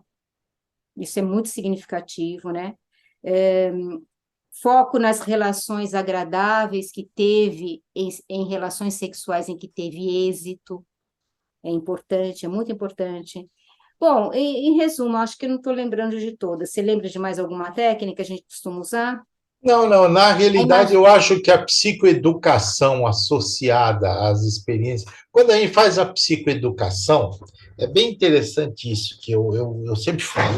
A psicoeducação, quando a gente está fazendo uma psicoeducação, Milton Erickson fazia isso, sabe? Milton Erickson fazia uma psicoeducação num linguajar de hipnose não verbal, de hipnose conversacional, tá certo? E utilizando dentro da psicoeducação muitas metáforas. Sim. Então, isto já é uma forma de hipnose, tá certo? Porque você já está fazendo ele, enquanto você está fazendo a psicoeducação, você está fazendo ele imaginar situações onde ele está focado naquilo que você está descrevendo para ele, ele está criando aquela experiência imaginária. E se você está tendo um linguajar, um comportamento da hipnose não verbal, tá certo? O sucesso da psicoeducação muitas vezes a psicoeducação é o que você falou. Só o fato de você fazer a psicoeducação e dar uma atividade paralela, onde a atividade paralela para ele é a proibição, porque se existe uma coisa que o ser humano gosta, é de quebrar regras. Não é verdade? Sim. Quebrar regras tem um poder enorme quando a gente está fazendo psicoterapia. Porque se você chega para uma pessoa, você quer ver uma coisa? Você pega uma pessoa que fuma, uma fumante. Eu uso muito isso, a prescrição do sintoma. Mas como? Você fuma? Eu fumo 10 cigarros por dia. Tá bom, então você vai fumar um pouco mais. Você vai fumar 12 cigarros por dia, um por hora. Não, mas 12 é muito cigarro. Não, mas você vai fumar 12. Tá bom, vai. Como é que eu vou fazer? Só que você vai fumar um às 7 horas da manhã, um às 8, um às 9, mas não pode ser 5 para 7 nem 7 e 5. Tem que ser às 7 horas. O outro tem que ser obrigatoriamente às 8. O outro tem que ser obrigatoriamente às 9.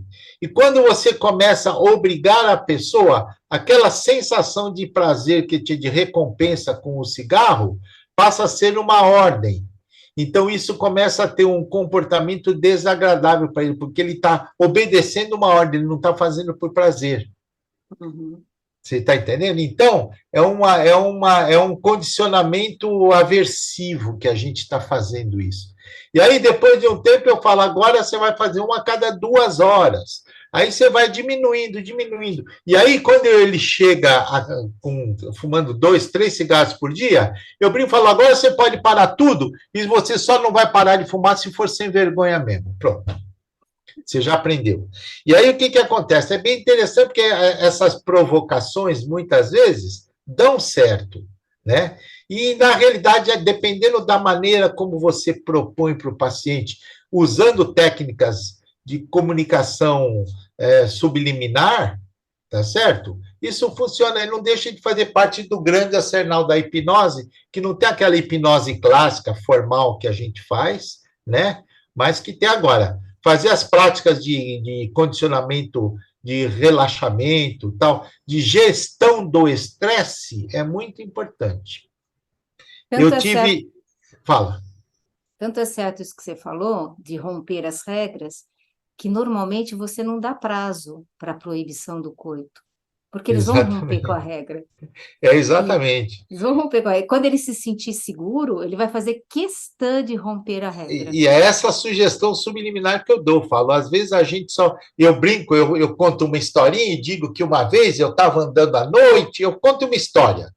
E fala assim para ele: uma vez eu estava andando à noite, estava parei num farol, e na hora que eu parei no farol, estava passado, era um farol perigoso, mas estava parado ali, esperando o farol abrir. Aí eu vi que vinham umas pessoas estranhas para o meu lado, e eu resolvi passar no farol, e apesar da lei, da ordem, das regras, ser a gente não poder, muitas vezes, dependendo do contexto, dependendo do momento, a gente pode até se autorizar a quebrar aquela regra, se a gente tiver certeza e segurança de que aquela quebra de regra vai ser por um bom propósito, né?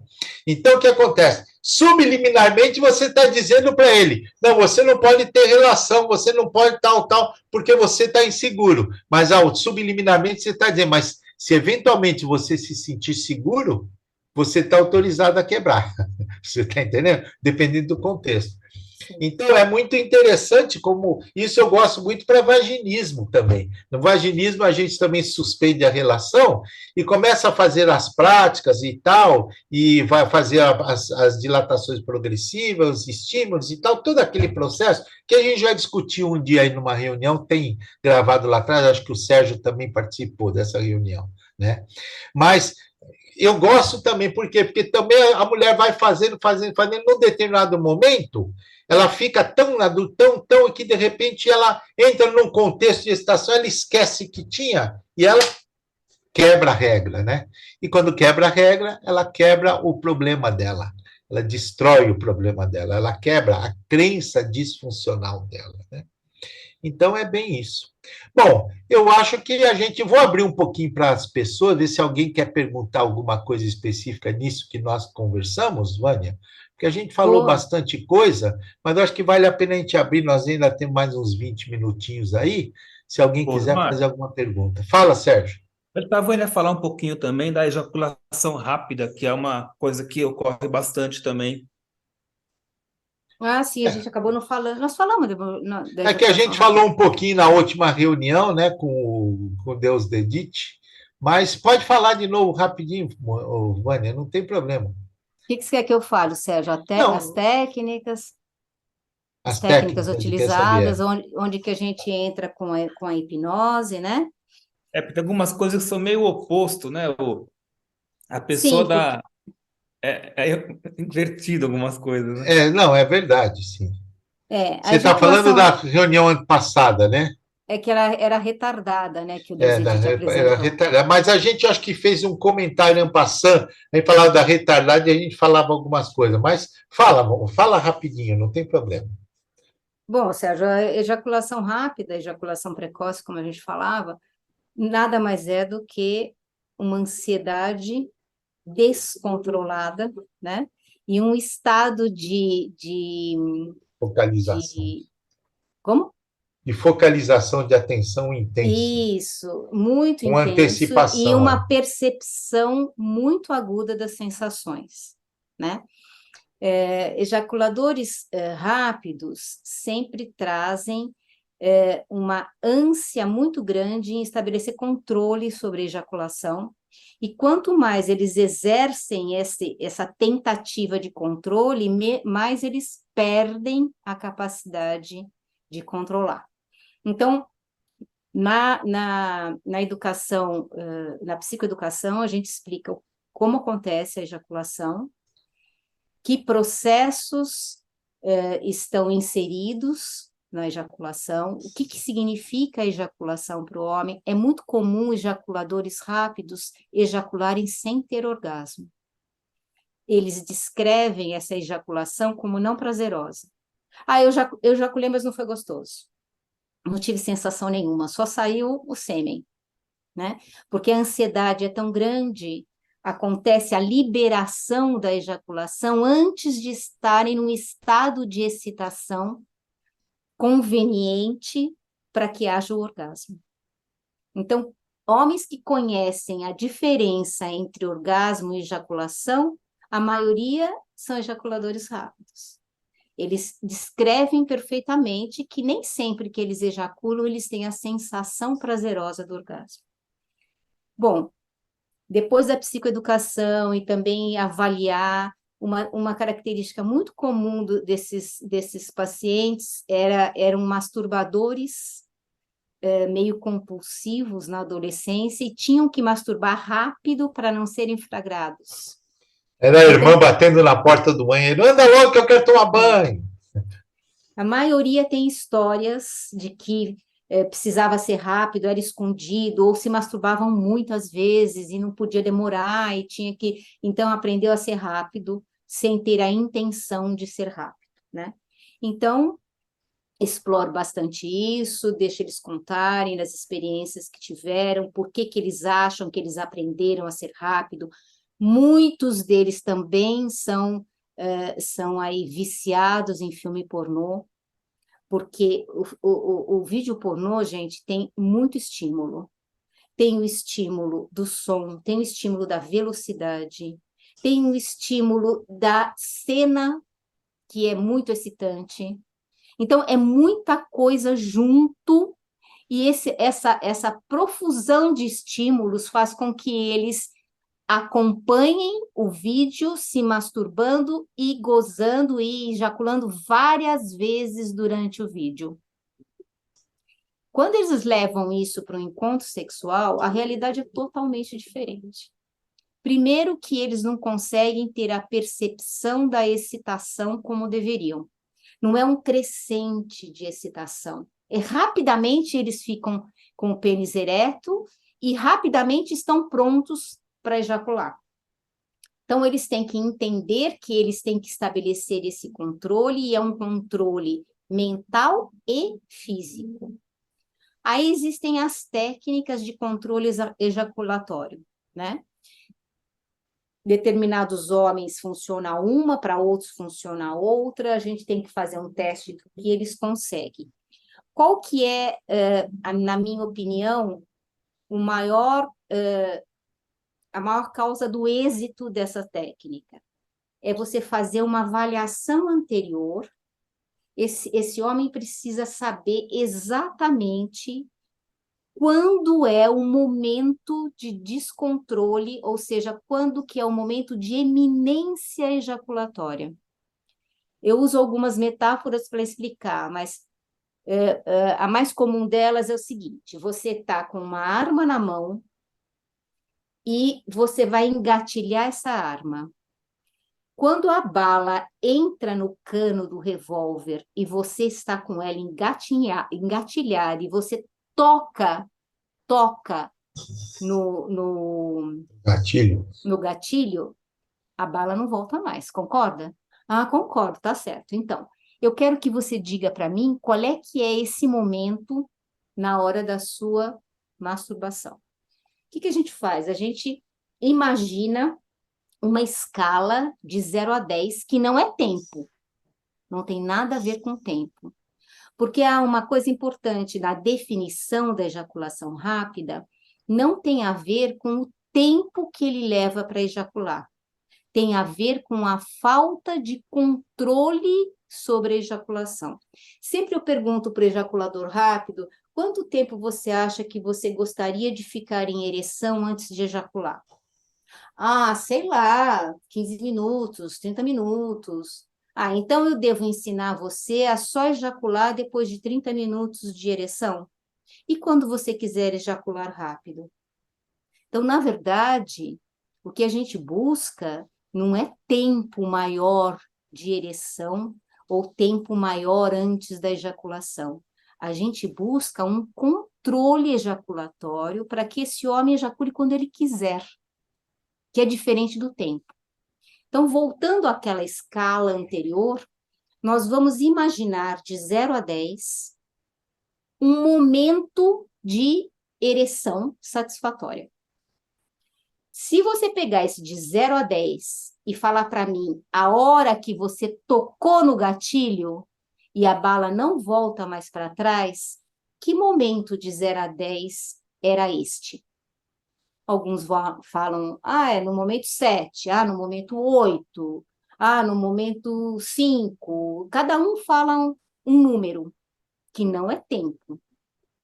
Aí a gente pede para que esse homem vá fazer o exercício masturbatório e ele vai marcar no relógio, desde que ele sentiu, ele está se tocando e ele sentiu uma ereção satisfatória, que eu chamo de ereção suficiente para penetração.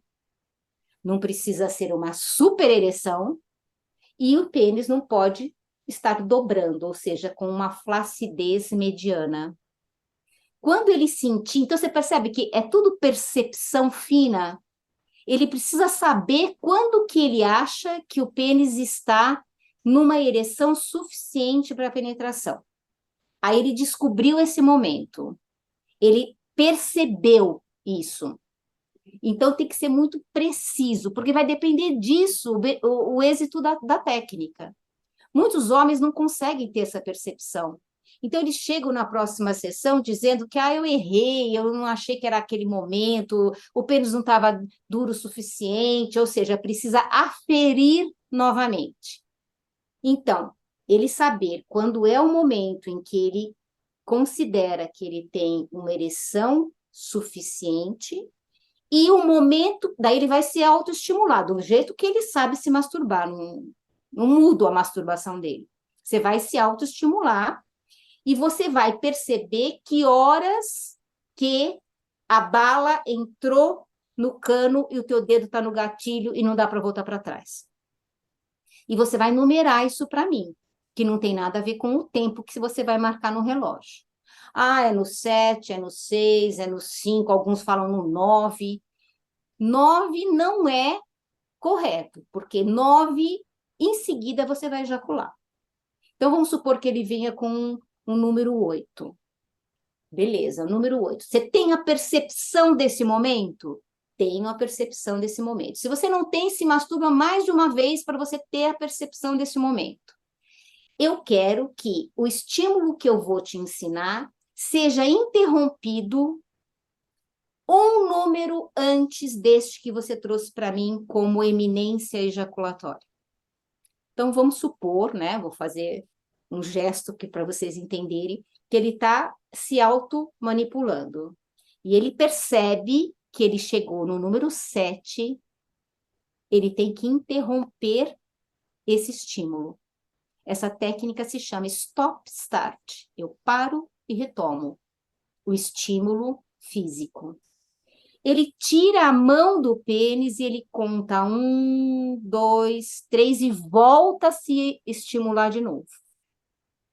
Ele pode fazer isso 3 vezes. Na 4ª interrupção, ele permite a ejaculação. Essa é a técnica do stop-start para controle ejaculatório. Ele vai tentar uma vez, não vai dar certo. Eu ejaculei em seguida. Eu ejaculei antes. É tentativa e aprimoramento a cada uma das tentativas que ele faz. Isso é controle fisiológico da ejaculação. Que muitas vezes, se houve uma causa traumática, esta técnica não vai ter êxito. Eu preciso da hipnose. Uma outra técnica também muito utilizada para homens que não conseguem fazer essa detecção deste momento em que ele deve interromper a masturbação é a técnica do squeeze, aperto, pressão. Ele está estimulando e quando ele percebe que ele chegou neste momento da iminência, um número antes, ele aperta o freio, ou seja, a junção da glande e do corpo do pênis, um pequeno aperto e volta Que a se dá um masturbar. desconforto, que dá um desconforto. Que provoca o desconforto Desconforto, necessário isso. a ele interromper essa iniciativa involuntária da ejaculação. Então, são essas as duas técnicas de controle fisiológico, que geralmente leva aí umas 3, 4 semanas para se aprimorar e você perceber que ele vai diminuindo a cada tentativa, ele vai diminuindo esse número que ele trouxe. Então, ele ele estava no 8, ele iniciou com o 8, ele vai para o 7, ele vai para o 6, ou seja, ele está aumentando o tempo de permanência da ereção. Para que serve o relógio? Para ter a constatação racional de que está tendo evolução. Só para isso. Quando ele percebe que ele está com uma ereção suficiente, ele marca o tempo. Quando ele ejaculou, ou seja, depois das 3 paradas ou dos 3 squeezes, ele olha para o relógio de novo e marca o tempo. Eu levei 3 minutos. Quando ele começa a diminuir esse número da iminência, ele começa a aumentar o tempo. Levei 4 minutos. Eu levei 5 minutos. E isso traz um nível de satisfação tão grande e uma autoafirmação tão grande que a evolução começa a ficar cada vez mais rápida e cada vez mais satisfatória. Mas, repito, nenhuma dessas técnicas tem qualquer tipo de benefício comprovado se houver causas emocionais, traumáticas, crenças limitantes, tudo isso que a gente trata com a hipnose. Então, se você me perguntar como é que você faz o uso da técnica do controle ejaculatório, eu faço junto, simultaneamente.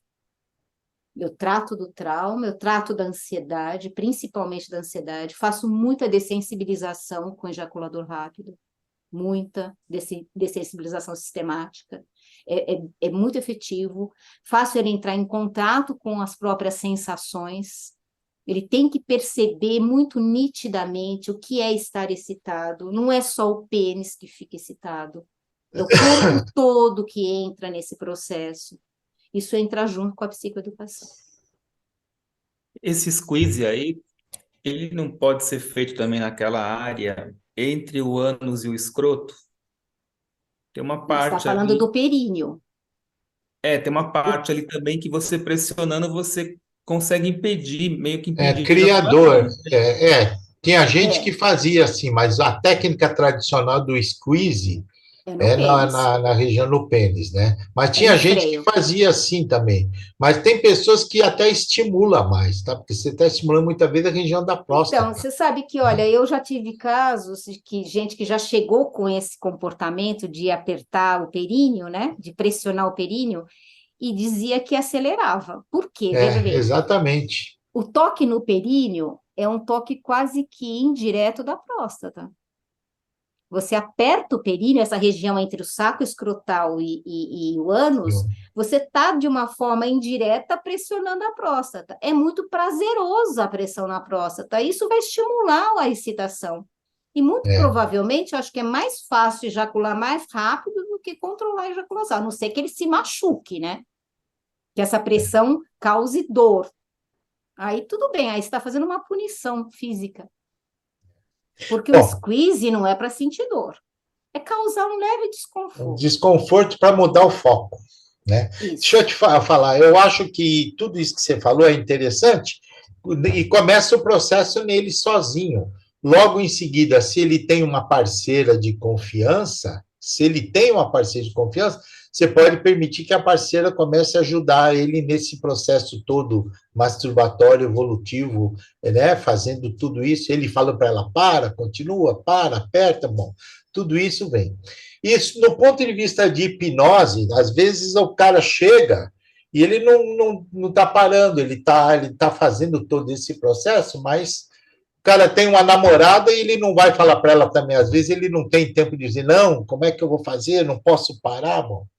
Então, a gente costuma dizer que, sob o ponto de vista de hipnose ou de técnicas, existe basicamente 3 grandes técnicas básicas para a gente ensinar, ou condicionar, é um condicionamento.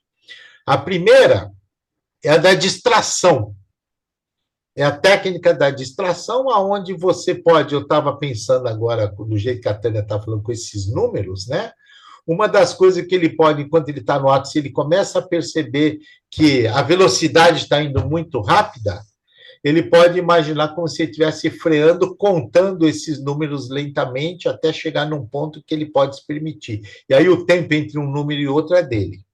Mas a técnica de distração, tem pessoas que quando percebe que está isso aí, puxa a pessoa para dar um beijo, muda a posição, faz alguma coisa para distrair, se distrair do estímulo. Então é a técnica da distração. A segunda é a técnica da dissociação. A técnica dissociativa é onde a pessoa, quando ela começa a perceber, ela muda o foco de atenção para uma outra parte do corpo, por exemplo. Então, ela faz algum comportamento alternativo mudando o foco. É muito comum você ver pessoas que fazem... Eu lembro bem disso, que eu tive um paciente que ele mudava o foco de atenção do pênis para o dedão do pé dele, né? E ele disse que ele contraía para baixo assim, e ele dizia assim, mas eu faço com tanta força que às vezes me dá uma cãibra. Cãibra. É uma câmera, e aí às vezes me atrapalhava mais ainda porque me dava câmera de tanta força que fazia. Então é distração, dissociação e dessensibilização. A dessensibilização é a mais comum, que é feita geralmente sozinho e depois quando começa com a parceira, sempre proibindo a penetração de verdade, tá certo? Com aquela autorização subliminar. Não, você não pode tentar enquanto você não estiver se sentindo seguro, enquanto a gente não perceber que você está seguro, você não pode tentar. E quando você coloca a gente, quer dizer, o terapeuta e ele. Então, aparentemente dá a impressão que o terapeuta vai saber, como na realidade a gente não sabe, né? Dá a impressão que o terapeuta vai saber, e ele também. Mas, na realidade, quem vai tomar a decisão de furar essa regra vai ser ele no momento em que ele se sentir seguro. Então, essas são as três grandes técnicas que a gente pode usar num condicionamento com a hipnose, né? Então, é distração, dissociação e a dessensibilização, tá? Uma coisa que a gente tem que tomar cuidado, a distração não pode ser para algo negativo, porque senão você corre o risco da disfunção erétil. Então, tem alguns homens que pensam numa coisa ruim para distrair. É fria isso, porque ele perde a ereção. Então, tem que ser uma distração para algo também prazeroso, mas com menos potencialidade de emissão da ejaculação. Outra coisa, uma técnica também legal, que é a técnica da deglutição, já ouviu, Osmar? Que a deglutição é um dos primeiros sinais da mudança de estado que a gente tem, né? Sim. Então, quando você deglute, né? Deglutição sonora, que a gente chama, né? Isso mesmo. Também ajuda bastante essa técnica. Outra que eu lembrei que eu anotei aqui foi o formigamento do pênis. Isso, é a dessensibilização e a mudança, né? É mudança de estado. Ou resfriamento do pênis também. Que geralmente o pênis, quando está ereto, está muito quente, né? Tem uma temperatura. Então, você pensar em resfriar esse pênis. Jamais pensar em anestesiar, hein? Não, anestesiar também. Anestesiar nunca não, porque desaba tudo. Sim, não dá. Tá certo. Bom, olha, gente, todas essas técnicas estão no nosso capítulo do livro. Que bacana, é?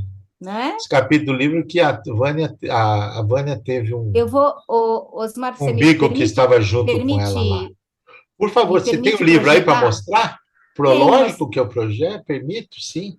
Se eu vou te permite aí que eu vou. autorizar aqui, peraí. Segurança, peraí, daqui. Ah, compartilhar, permitir que os participantes compartilhem tela. Pronto, pode compartilhar.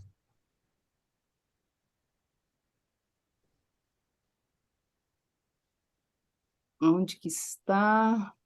Pessoal, enquanto ela está abrindo aí, vocês não se esqueçam de. Tem um formulário lá aí do lado, vocês estão vendo aí na chat da reunião. Tem um formulário que esse formulário é para a presença, né? Para a gente marcar a presença. Alguém está perguntando como é a técnica da deglutição.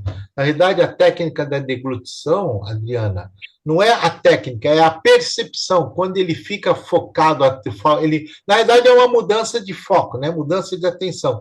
Ele começa a prestar atenção na boca e naquela sensação de quando ele vai deglutir, e não precisa nem ser, se você prestar atenção agora em quando você vai deglutir, só o fato de você mudar o seu foco de atenção na tua deglutição, você já vai fazer uma deglutição sonora. Tá?